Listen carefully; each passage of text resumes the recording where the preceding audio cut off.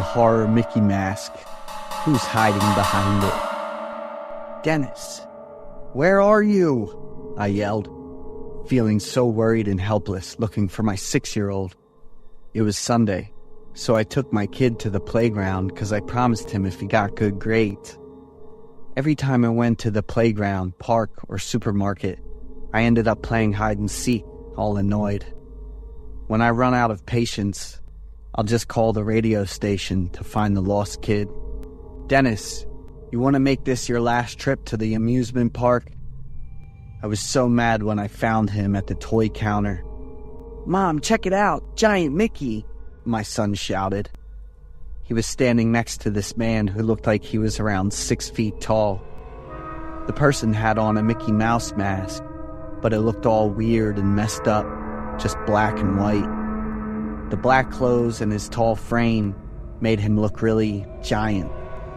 I figured he was a toy store employee. Out of nowhere, he hoisted my kid up on his neck and posed for a pic. The boy was giggling and threw his hand up like Mickey. I snapped a quick pic, helped my kid down, said thanks, and then we bounced. Lately, the local police are on the hunt for a murderer. Nobody knows what he really looks like. All we know is he usually shows up wearing a messed up Mickey mask in all black. I was totally speechless when I heard the news that night. I compared the footage from the CCTV the news showed with the pics I took of my kid that morning, and I just lost it and started crying. I checked my kid to make sure he was all right. Then I called the police to report what happened. My husband's away on a business trip, and it freaks me out to think my kid and I ran into that murderer. Please keep us safe. I begged the police for help. After the police left, I tried calling my husband, but the line was busy. I sent him a pic of my kid with Mickey and a message about what was going on, hoping he'd wrap up his work and get home soon. I locked the door real careful and checked it again.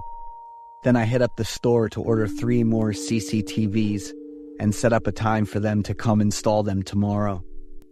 Out of nowhere, I felt like the house was way too big for just the 2 of us, and there were so many places to hide. I think I gotta call the whole construction crew to switch up the layout of the house. I went up to Dennis's room, and he wasn't asleep yet. I could hear him giggling as I got close to the door. "What are you doing, Dennis?" "Mom, look." I jumped and shouted loud. My kid was wearing a Mickey mask on his head and dancing around. I rushed over, yanked off the mask, and tossed it on the floor. "Who let you play with these gross things?" I shouted, my eyes wide and my finger pointing right at my kid's face. The boy looked scared and his eyes were starting to fill up with tears. Dennis ran to the bed and wrapped himself up in the blanket. I grabbed the mask and asked Dennis where it came from, like really urgently, but all I got back was my kid sobbing. I called the police back and handed them the mask. I couldn't calm down, and my body was shaking with every stutter. I asked the cops for a protective order, and they totally agreed right away.